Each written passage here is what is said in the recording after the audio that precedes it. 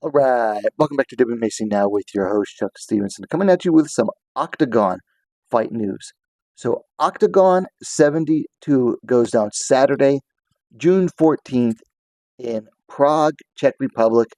They're going home for this next one, and they have a pair of ladies' bouts. The first of which we're going to talk about right now, the most important, or the more important of the two. We have Lucia Szabova taking on Lucie Pudilova, Battle of the Lucias, for the Oktagon interim Bantamweight Championship. Unfortunately, the current champ, Cecilie Bolander, is injured, and it looks like she's going to be out for a while. I can't remember if it's an arm or a knee injury,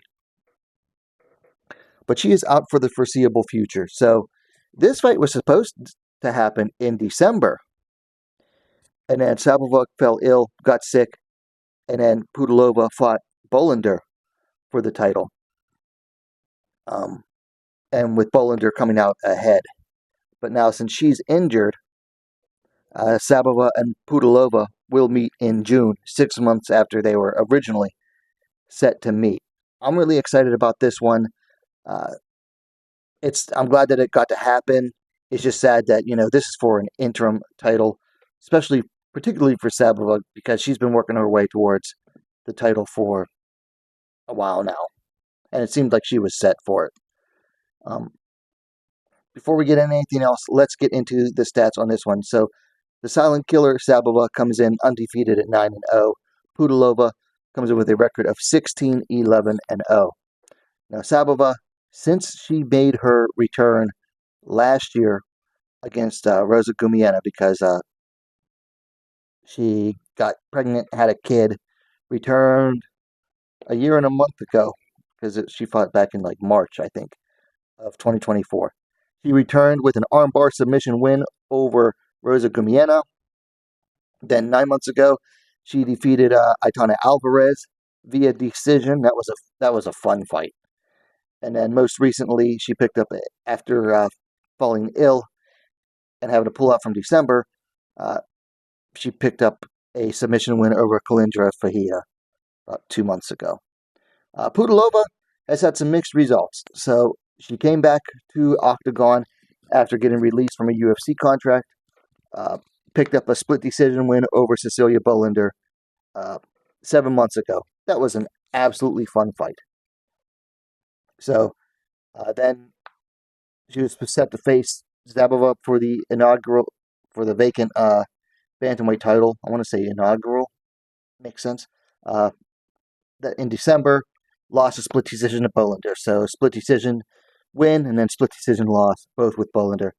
Most recently, about less than 4 weeks ago, at the time of this recording, she picked up a decision win over Brittany Cloudy in another fun fight. So both ladies coming in off of a win at least. Pudilova is the elder fighter, 31-27. They're the same height, 5 feet 8 inches, 173 centimeters. No reach listed for Szabova on Tapology. Pudilova's is listed at 67.5 inch, 171 centimeters. So I kind of already told you how we got here. Pudilova, both ladies returned to Oktagon last year. Szabova for pregnancy, Pudilova after coming back from the UFC. Both were they were supposed to meet in December. Szabova ended up pulling out due to illness. Bolander stepped in and defeated Pudilova, so she's the current champ, but she's injured. Seems like it's going to be a while, like maybe even the rest of the year. So we're having the what do you call it? Interim championship. I always cheer for Pudilova, but I think Szabova is going to win here. I mean, she's younger. She seems hungrier. And that's not to say that Pudilova, won't put everything into the fight. It's just that Szabova's striking is crisper. She's more aggressive on the ground. Um, when she attacks, she's going for the kill. Just a more action-oriented fighter is the silent killer, Szabova. For Pudilova, she has that experience, but man, she falls up short in fights when she really shouldn't. Um, she should not have like the Carolina fight when she fought Luana Carolina. That was her last UFC fight. Just just seemed out of it that entire fight. Um, so like yeah, that was just that wasn't a great showing from her.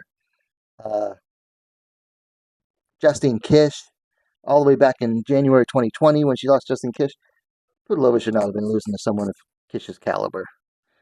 So sometimes she just, and that was what got her cut from the UFC the first time, where her contract ended, whatever it was. Um,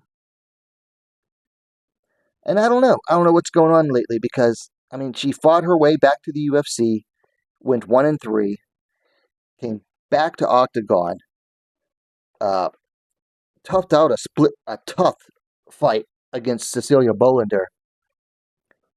Both fighters took that fight on like 3 weeks' notice or something like that. Didn't even have a camp, and like Pudilova showed that she had the heart in that fight. But then the next fight, both ladies in December came in prepared, and Bolander I think outgutted Pudilova and was the more active fighter in the second round, or the fifth round, and that's what allowed her to win that fight. Because I think it was like 2-2 going into that fifth round, and Bolander just turned up the volume. So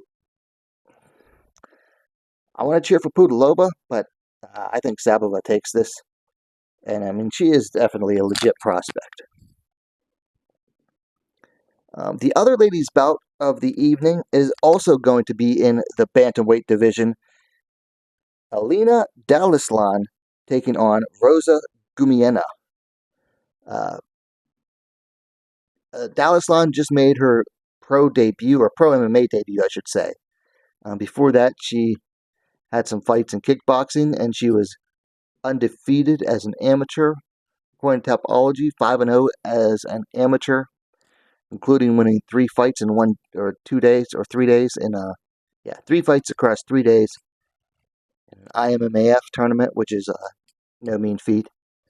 And then back in March, made her pro debut, winning via knockout or technical knockout. Roza Gumienna, she hasn't fought actually since she fought Lucia Szabova. She was Sabova's return fight last year, and her record's like so. Like she's above just above 500.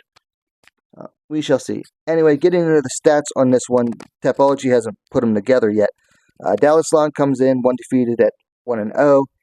Gumienna coming in at 5-4, or Dr. Roza, I believe is her nickname. Dalaslan last fought, like I said, in March. Picked up a knockout win over Kamila Simkova.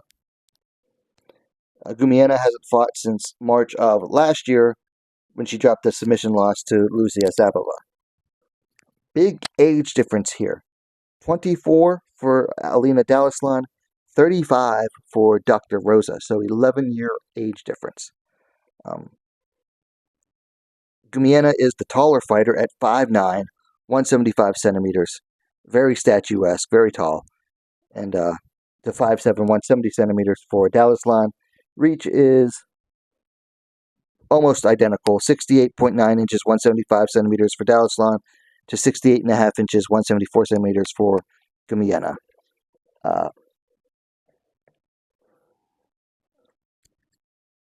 I don't know what Dalaslan's ground game looks like because I only got to see the highlights of her pro debut. Gumienna's isn't very good because I think she has some She has at least one submission win here. Hold on, let me close that. Several wins by strikes, one win by TKO injury, some decisions, and one submission win. But let's see. 3 of her 4 losses are by decision, with only the one sub loss. Both ladies come from a kickboxing background, so it should make for a fun fight. At least you hope it'll make for a fun fight. Dalaslan looks pretty hype, pretty worth what being excited about. I'll be honest, I'm picking her to win this one. Man, her knees were brutal. Hopefully this ends up being a fun fight. 2, relatively tall girls, 5'7" and 5'9", duking it out. That should make for a good fun fight. But my early pick is going to be Alina Dalaslan. She looks pretty strong. So there you go. Oktagon 72. It's Wmma versus Veg 3. Goes down June 14th in the Czech Republic. It'll be available on, Oktagon.tv. Let me know your thoughts in the comments. Who are you picking for the title fight, Szabova or Pudilova?